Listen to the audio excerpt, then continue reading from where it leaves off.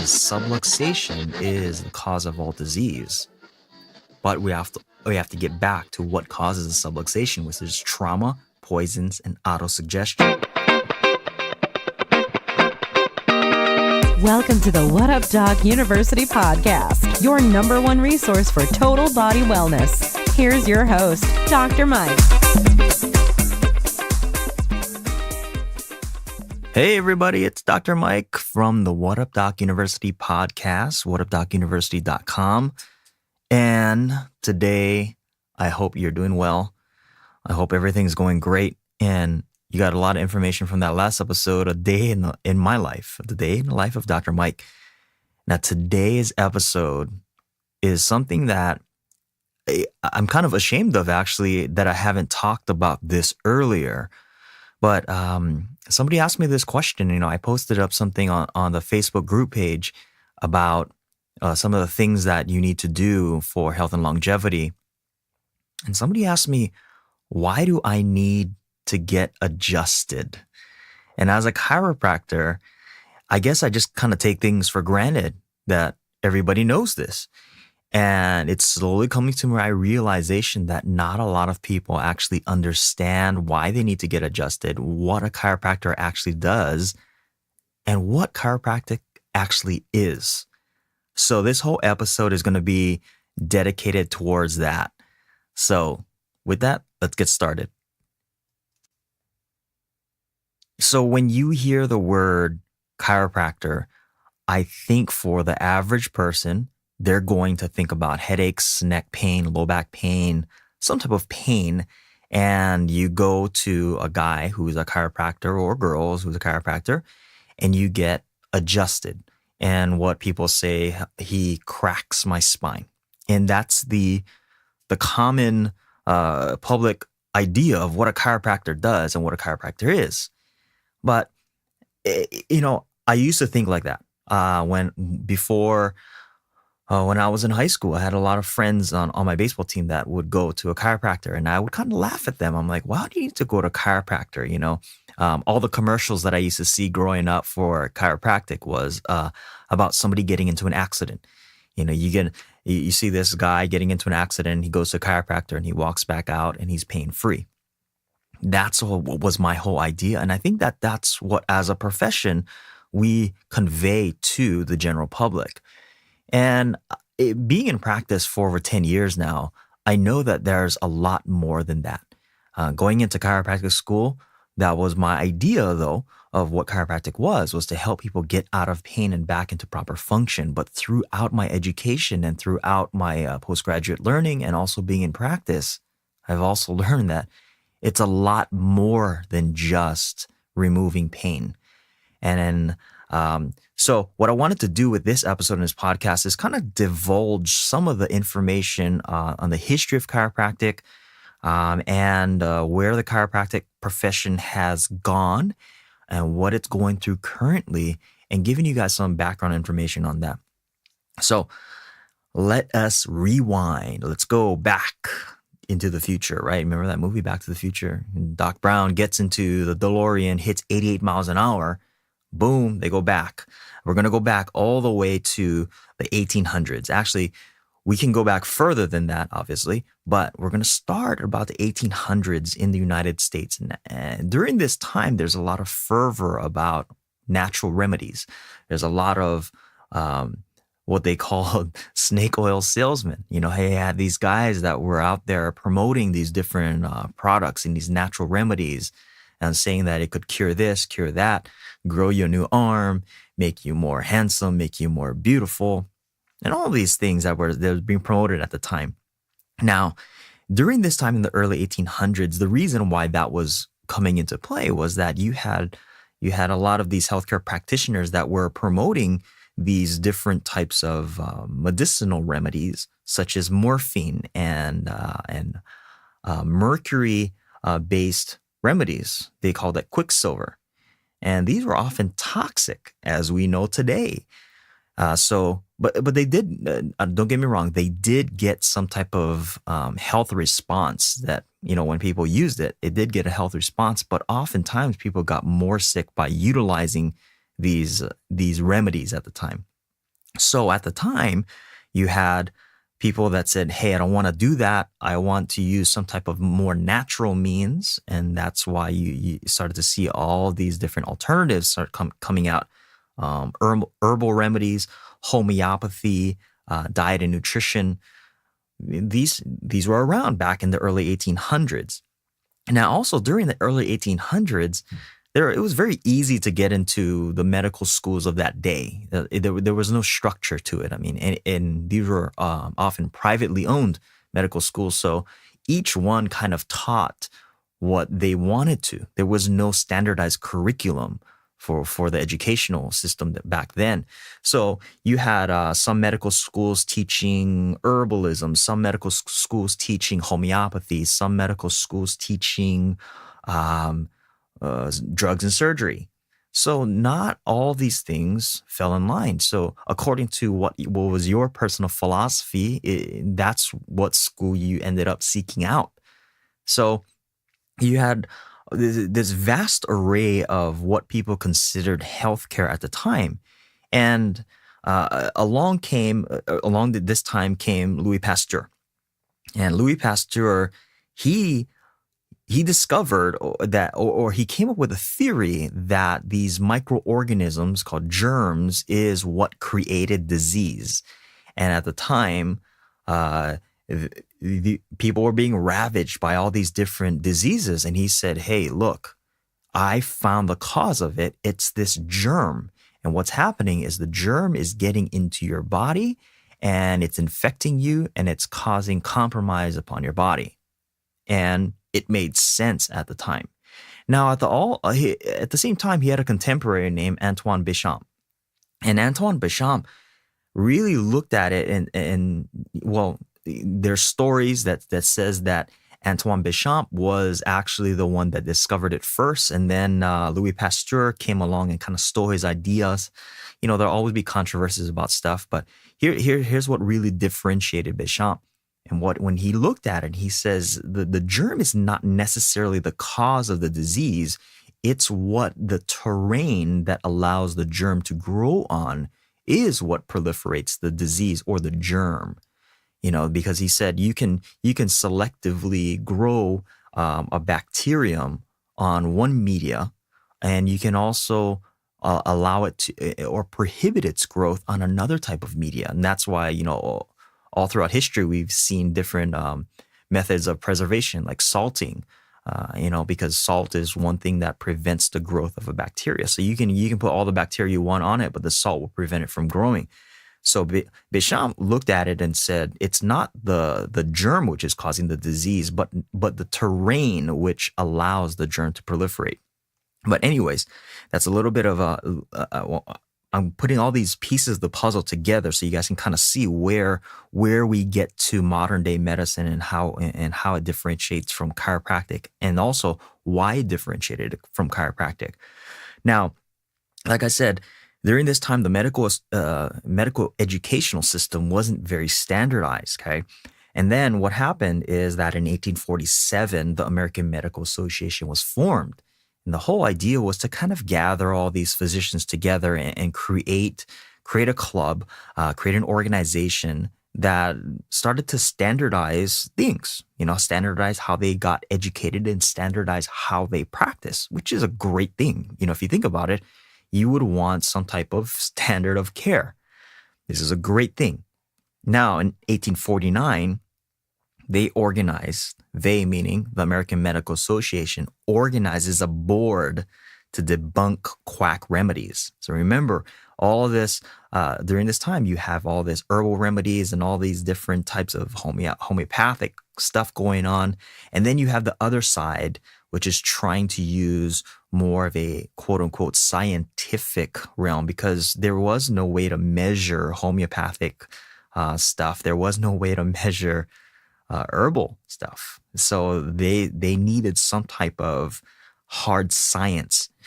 And then so in 1849, they organized this board to debunk all of this stuff. So they go around, and then all the way up into 1901. And then in 1901, the big boys start stepping in. The big boys meaning the guys like Rockefellers and Carnegies.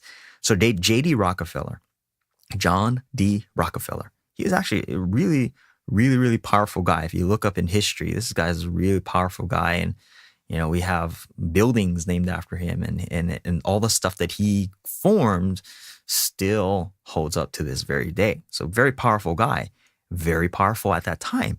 So 1901, he started the Rockefeller Institute for Medical Research. Okay, and the whole idea was to look at the medical establishment and look at all these things and try to advance medical science. Now, by 1906, they've combined a list of all these medical schools of what's acceptable and what's not acceptable as far as a medical institution. And then, this is the big one. In 1910 comes out the Flexner Report. The Flexner Report was commissioned by J.D. Rockefeller, and they commissioned this guy. His name is Abraham Flexner. And this was funded by the Carnegie Foundation to basically create standards of medical education and medical practice. Okay. Now, a little bit about Abraham Flexner. He wasn't a medical doctor. He wasn't trained in any of the health practices of the day. He was an educator, and he looked at the educational model. And to give him credit, he actually looked at what was the best way to educate people. And he sought that lectures was not an effective way of educating the population. And he often noted that having hands-on training was more acceptable to the human, where just talking at somebody, they really didn't learn anything. So he was very, very, influential in that arena. So they commissioned him and says, hey, you know all about what it takes to properly educate humans. Why don't we apply what you know to establishing medical curricula? So that's what he did. He went around the United States and looking at all these different medical schools, and they used Johns Hopkins University as the model of what the medical institution should be and what they should teach. Okay? So throughout this, he looked at it and he said, medical institutions should be firm and have a firm foundation in teaching anatomy and physiology. Bottom line, if you're going to be a doctor, you got to know how the human body works and what its parts look like and what are they called, right? So that's the basis, anatomy and physiology, because if you can study the human body on that aspect, if you know what is right on function, if you know how the body properly functions, you can then discern what's happening to it when it's not functioning properly. That's right. I mean, you look at it, that's common sense. And then he stated that anything outside of this, any institution teaching anything outside of what was being taught at like Johns Hopkins University was considered quackery. Okay. So now, during this time, right? During this time, you have this guy. His name is D.D. Palmer. D.D. Palmer was in Davenport, Iowa. I have a lot of friends out in Iowa. Hey guys, hope it's not too cold out there. Anyways, D.D. Palmer, he comes along and he was very interested in the healing arts, and he was into different types of alternative, quote unquote, healing methods at the time. And then he throughout his studies, he came up with this idea and says, well, the brain is communicating through the rest of the body, and it's coming through the spine. And if the spine becomes misaligned because it's a bunch of vertebrae that's connected to each other, if the spine becomes misaligned, then there may be some way where the brain is not communicating to the end organs through the spine. And that was his whole idea. So he needed to test this idea out. So in the building that he was working at, there was a janitor. His name was Harvey Lillard. And the story goes, on September 18th, 1895, he called the guy over. His name was Harvey Lillard, who was actually deaf. And he said, hey, I have an idea. And I'm paraphrasing this story, by the way. It's not like the actual, like step by step of what happened. So he calls over Harvey and he says, hey, I have an idea. You're deaf. But I don't even know if he told this to Harvey because Harvey couldn't be able to hear him. But anyways, this is what was written in chiropractic history. He said, hey, I want you to lie down on the table because if you have a misalignment in your spine and we restore that misalignment, we correct that misalignment, then proper nerve function will return and you possibly would be able to hear again. So the story goes is Harvey Lillard lies down on the table. D.D. Palmer palpates his spine, finds a vertebrae that's out of alignment, and then proceeds to perform the first chiropractic adjustment. He replaces and restores the proper alignment of that vertebrae. And then the story goes where Harvey Lillard gets off the table and can hear again. Now, whether or not that is factually true, we don't really know because there's conflicting stories, but that was the start of chiropractic in the modern era. Now, to go back, every single civilization on planet Earth has had some type of body manipulation. You go back to China in acupuncture, they have stories of spinal manipulation. In Egypt, they have stories of spinal manipulation. Even in Hawaii, we have old stories of guys performing spinal manipulation to restore health. So every single civilization has some type of manual manipulation. Now, D.D. Palmer comes along and really hones it down and creates what he calls a specific mechanism for restoring proper spinal alignment. So September 18th, 1895, D.D. Palmer performs the first chiropractic adjustment. And from that, he starts to research more on what this practice of chiropractic is. And it wasn't even called chiropractic by then. There was really no name for it. He had a friend who named the technique and the profession for him, chiropractic, meaning it comes from old Greek or Latin word, to be done by hand. And that's when everything started. So throughout the early 1900s, the chiropractic profession and chiropractic education was being established. So they established schools, the Palmer School in Davenport, Iowa, and they began to teach this method of practice of spinal manipulation.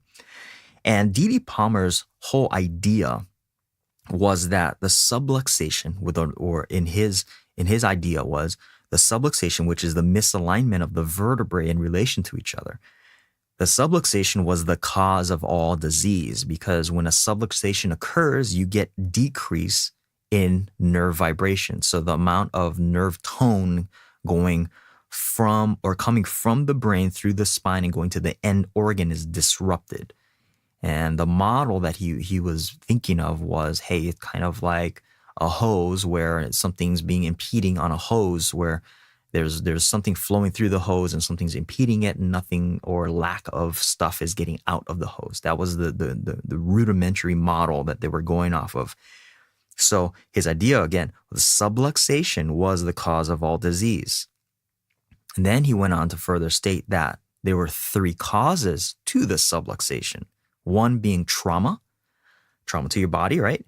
And then two, poisons coming into your body or what your body is producing. And then three, autosuggestion. Autosuggestion meaning the thoughts in your mind, whether things that you're constantly telling yourself on the conscious level or things that are happening on the subconscious level.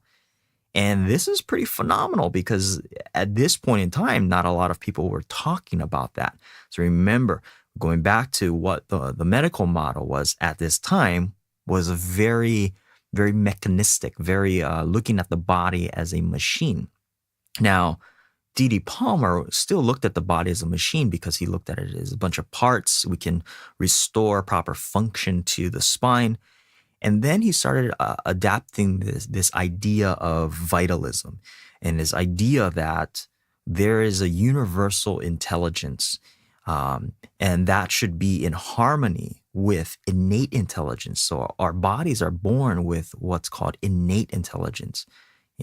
We see as an embryo forms, everything happens on its own. Nothing really has to tell it what to do. A nose just forms. There's innate intelligence in the DNA, which tells the hair to grow, which tells a leg to grow. It comes from a single cell, and it replicates into what we know as the human body.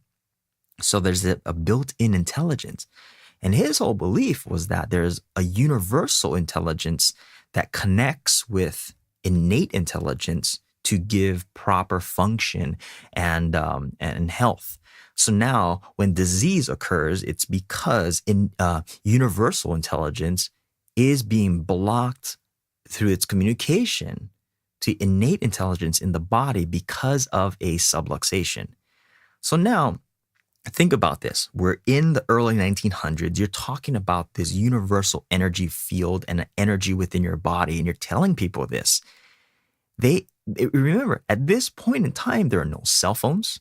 There are no running street lights and all this kind of stuff. So when you're talking about energy to people at this time, they're looking at you like you are crazy. I mean, look at it. You talk to people about energy in your body today, and still some people look at you like you're crazy. But it's an undeniable fact that your body produces energy, electromagnetic energy. I mean, that's the majority of our modern day medical tests that we use is all based on energy, okay? X-rays, MRIs, EKGs, PET scans, all this stuff is electromedicine. But in his day, he was talking about all these different things that seemed far out to people, okay? Now, what was happening though is he began to treat people and train other people to become a chiropractor like him and treat people like how he was treating people, and they were getting great results. So now they were getting results that medical practitioners that were going to establish medical schools weren't able to get. So now you start to see where you're starting to have this division in the healing arts. And then we start to see where, when you have competition in business or competition in anything, you want to defeat your competitor. And now here's where we start to see the rise of the AMA versus the rise of the chiropractic profession and them starting to butt heads, okay? So remember, in the beginning, the AMA started to form that council for quackery. And their whole idea was they wanted to get rid of unscientific methods like homeopathy and herbalism and nutrition and diet, because there was no scientific basis for that at the time, okay? You couldn't prove that eating properly helped prevent or reverse diseases. You couldn't prove that at that time. Today, you can. But at the time, they didn't have the instrumentation and the knowledge that even worked. Now, we start to see the rise of the chiropractic profession through the early 1900s, mid-1900s, and chiropractors are getting great results with people that weren't getting results on the other aspect. And that's what really starts this rift, is you had people that were going to medical doctors for certain things, maybe like headaches or maybe like flus and all that kind of stuff, that wasn't getting the results that they wanted. And then they said, I'll turn to the chiropractor because I heard a friend get great results there. They went to the chiropractor, they got a spinal adjustment, and lo and behold, they got better. So he starts to hear these stories pop up where, hey, the chiropractors are getting miracles. And modern, I mean, in the terms of their day, it was a miracle. You know, if you were being able to get help in one aspect, and then you went to a chiropractor and you did get help, to them that was a miracle. Now we fast forward all the way to 1963. 1963 was a phenomenal year for the contention between the American Medical Association and the chiropractic profession. Because in 1963, the American Medical Association created the Committee on Quackery. Now, the whole goal was to contain. So this is directly in you're going to see, I'm going to talk about a court case. The whole goal was, quote unquote, to contain and then eliminate the chiropractic profession. Okay. And it was headed by this guy. His name was H. Doyle Taylor. And his whole plan was, first, one, he didn't want chiropractors to be accepted as far as on the insurance aspect. So he didn't want Medicare to be covering any type of chiropractic treatments. Number two, he didn't want the U.S. Office of Education to recognize chiropractic institutions as legal educational institutions. Okay? And then he wanted to encourage the separation between allopathic medicine or medical doctors and chiropractors. So within the American Medical Association, it was actually illegal for medical doctors to associate voluntarily with chiropractors. And this was a huge thing. And this happened all the way through. And in the 60s, it was pretty amazing because the American Medical Association really mounted this public anti-chiropractic campaign, this marketing campaign where they went and spent huge amounts of money to publicly shame chiropractors, to make the public afraid of what chiropractors did, and to basically put a black mark on the profession so that they could get more of the market share. Plain and simple. It's all about business, guys. So if your competitor is doing something that you don't like, you do something to demean them to gain more of the market share. It's just a business. Okay? And that's what they're going off of. And so in 1966, this is what they did. The American Medical Association calls the chiropractic profession an unscientific cult. A cult. It's pretty strong words. Okay. So from 1966 all the way through the 1980s, this is going on. So you have this mass barrage of the American Medical Association just killing the chiropractic profession in the public eye. And then in 1976, a few chiropractors stood up and says, we're not going to take this anymore. We're not going to take this defamation because it is unlawful.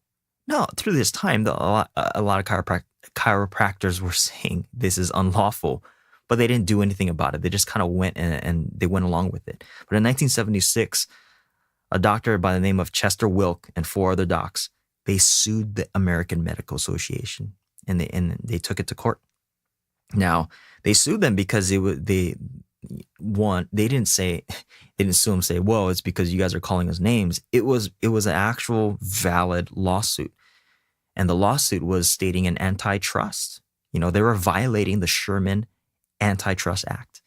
And it was basically, again, from a business perspective. They were stating that the American Medical Association was mounting this attack to create a monopoly for the healthcare arena. So when it went to court, that's what was being presented, saying, Your Honor, the AMA is putting up this false representation of our business practices to gain complete control over the American health care. So you can see how this plays out in court. But the first trial they lost. And then by the second trial, they brought in more evidence. And there was actually a person who was on the other side, who worked in the American Medical Association on the Council of Quackery, who finally just said, you know what, I'm through with this. What we're doing as an AMA is not right. And it's not right for the general public. So he stepped out and he basically confessed and gave his witness and his testimony that what they were doing was unlawful. And by the second trial, on September 25th, 1987, the Wilkes trial was won by the chiropractors. And the judge deemed that the AMA was unlawfully using their practices to put down the chiropractic profession.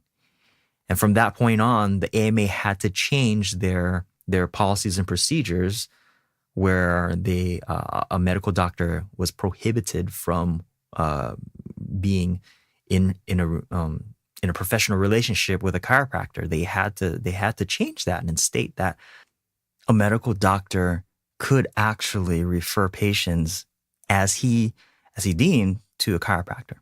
So if he saw a patient and says, you need to get to a chiropractor, he could actually do that, because before that it was prohibited. And so it was a phenomenal case, and now it really opened the doors to the chiropractic profession, and into the public eyes of being an accepted profession. There's a couple of things that now, that's been accepted for, in the last few decades. But what happened though, and this is from my standpoint, is we as a profession of chiropractors lost ourselves along the way of what chiropractic is about, and painting ourselves into this pigeonhole of neck pain, low back pain doctors, because that's what the general public sees us as, and it's a lot more than that. We're health educators. The word doctor means teacher, and we as healthcare practitioners need to teach our the general public, our patients, what health is all about, rather than just being what they were telling us in chiropractic school is putting on a chiropractic Band-Aid. We actually have to get to the root of the problem and getting back to what D.D. Palmer was stating of what is the cause of all disease, being the subluxation and the three causes of subluxation. Oh, sorry if you guys hear little kids running around. It's my children in the background. I'm recording this on my day off, and my wife is at my son's school, and I'm at home with my other two little ones. So I had to help my daughter with a potty break. So there you have it. Recording a podcast and taking a potty break, which is good, by the way. Remember, I talked about an episode a couple of days ago or a couple weeks ago about using the bathroom. Using the bathroom is very important.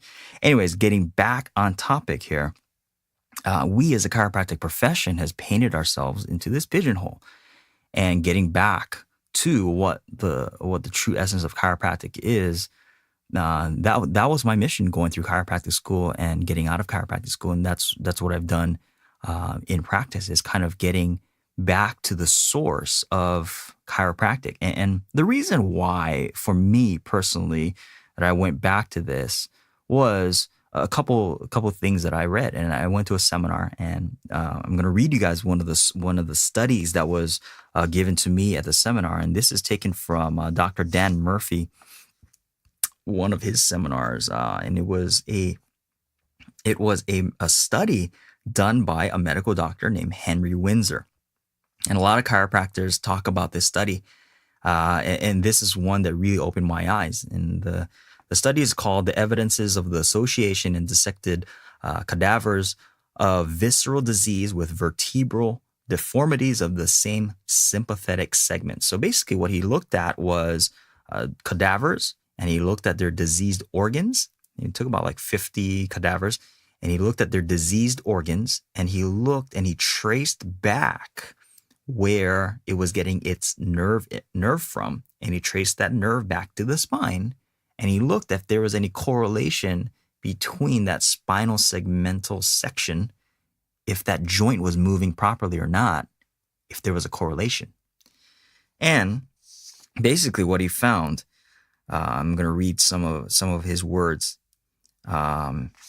He says, curvatures of the spine adversely affect the sympathetic nervous system. Okay, visceral diseases and pathology can be traced back to the segmental levels of sympathetic involvement in nearly 100% correlation. So what he found was that in these cadavers, that the diseased organs always correlated back with a spinal segmental dysfunction at that level. Okay. Furthermore, prolonged abnormal spinal posture stretches the sympathetic nervous system, firing the sympathetics, causing reduced blood supply to visceral organs and resulting in visceral pathology. Abnormal spinal curvatures precede organic visceral diseases. So when somebody asked me, why do I need to get adjusted? This is the reason why. is because studies always show, and this correlates with what D.D. Palmer says, was that the subluxation is the cause of all disease. But we have to get back to what causes the subluxation, which is trauma, poisons, and autosuggestion. Okay. Spinal disease precedes old age and to cause old age. Stiff, distorted spines cause sympathetic irritation, vascular spasm, arterial hardening, and old age follows. This is a real big one. Postural distortions causing sympathetic dysfunction can be treated with fulcrum-assisted reversal of the postural distortion. Basically, what he's saying here is that when you restore proper motion through an adjustment, that's what he says here, fulcrum-assisted reversal, that's a chiropractic adjustment, that it can be treated. Pretty amazing. So we as chiropractors, when we're adjusting the spinal segments, are increasing the function of that organ. This is pretty phenomenal. Pretty phenomenal, guys. And this is what we do as chiropractors in our office every single day, and why we constantly need to get yourself adjusted. Because as you live, right, there are three causes of subluxation: trauma, poisons, and autosuggestion. We're constantly being traumatized. Our body is going through a lot of stressors, especially if you exercise, especially if you don't exercise. So if you exercise or not, your spinal segments are being subjected to trauma, either too much or too little, right? And then with that trauma, we're causing subluxations, which is causing decrease in organ function. 2, poisons. Our body's producing toxins all the time, and we're being subjected to toxins all the time. Go back to, I think, episode 1 and episode 2, I talk about environmental toxins and its effect upon our body. That causes subluxations, which then causes visceral disease. And then the third one, which is autosuggestion. We're constantly being bombarded with emotional stressors. We constantly harbor emotional stressors on a subconscious level. Okay? All of this is causing damage to our visceral organs. So as chiropractors, we get back to the cause of subluxation rather than just dealing with the subluxation, but the cause of subluxation. And that's what I focus on a lot in my office. Obviously, patients get adjusted, but we focus on the other things like diet, nutrition. We focus on the different toxins that are being exposed to, allergy sensitivities. We focus on detoxification. And then we use different techniques to help restore the emotional balance and how the physiology of emotions reacts with your body. And this is how we restore proper function to the body and why people get better, because the body heals itself. And that's basically what, D.D. Palmer was stating, was that when we restore proper nerve function, innate intelligence, so the inborn intelligence in your body starts to become free.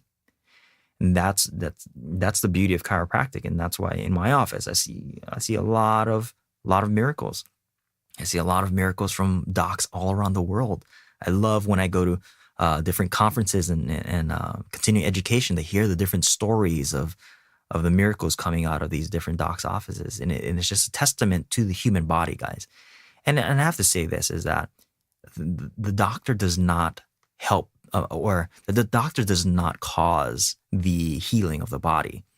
All the doctor is there to do is to recognize what's interfering with the body's own healing capacities and to remove those interferences so that the body can heal itself, because the body is pretty amazing. Okay. I want to read this other study too. This is also from Dr. Dan Murphy's website. Thanks, Dr. Murphy, for all this information and for all that you do for our profession.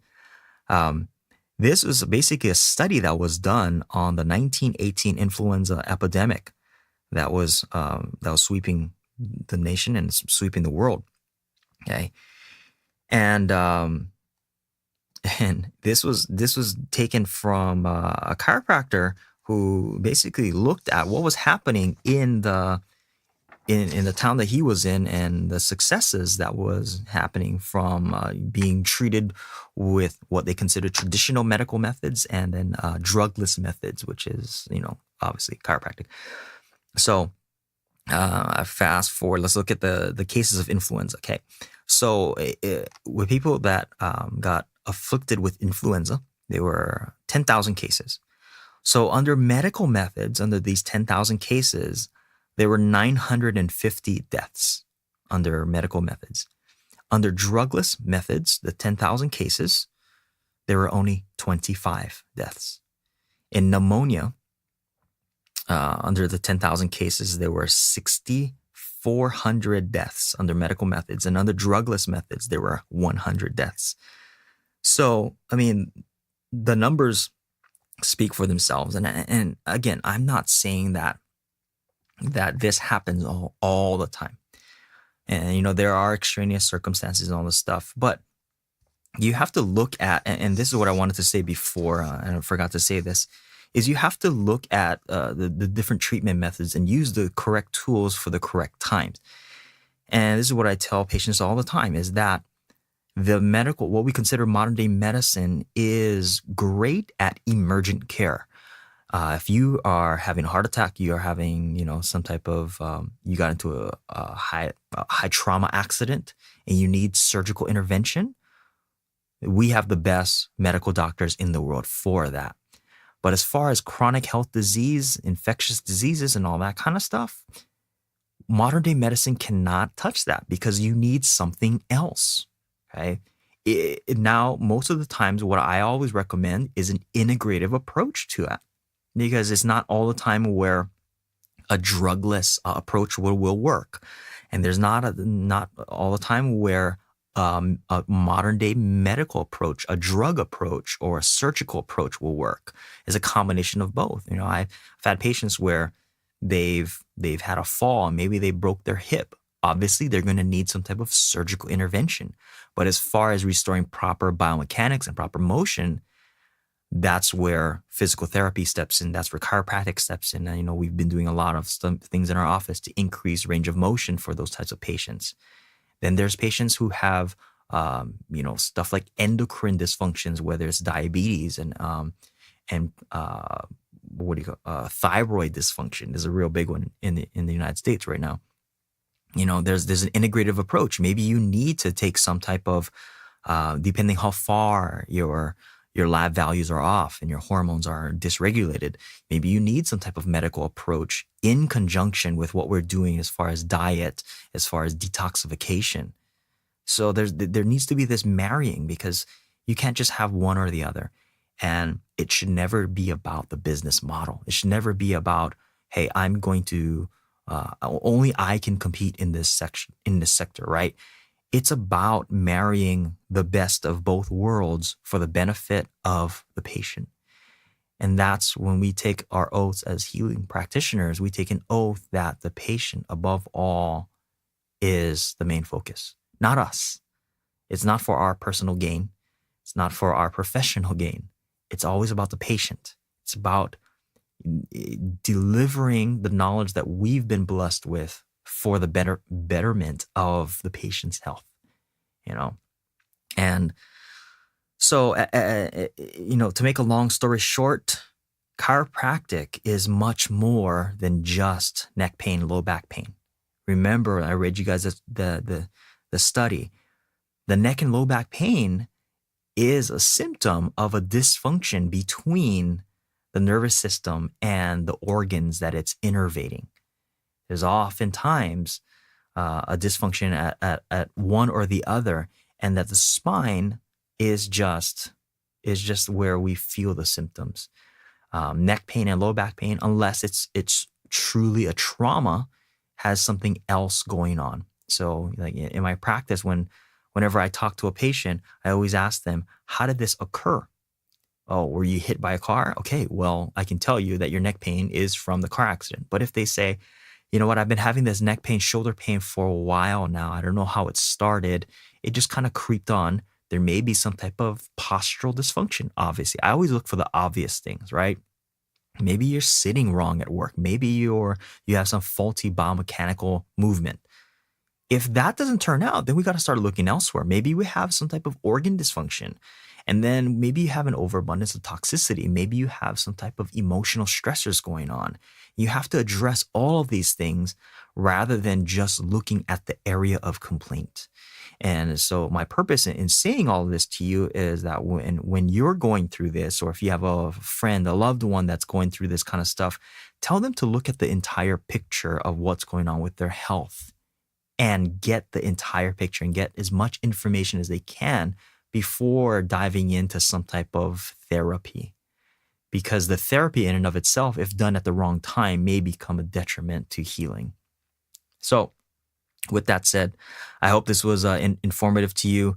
And I hope that you guys get a better picture of what the chiropractic profession is. And again, I only gave you guys a tip of the iceberg. We can go on and talk about what chiropractic is, what it is not, and the intricacies of the practice of chiropractic. But with that, I hope you guys have a great week.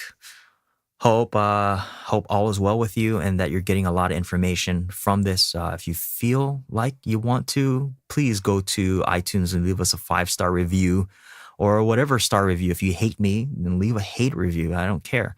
If you love me, leave me a love review. That doesn't bother me as well. I want your feedback as well.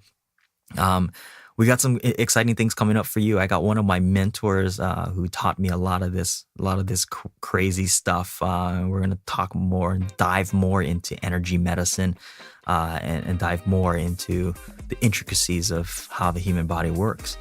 But till that time, this is Dr. Mike from What Up Doc University Podcasts, wishing you guys the best week ever.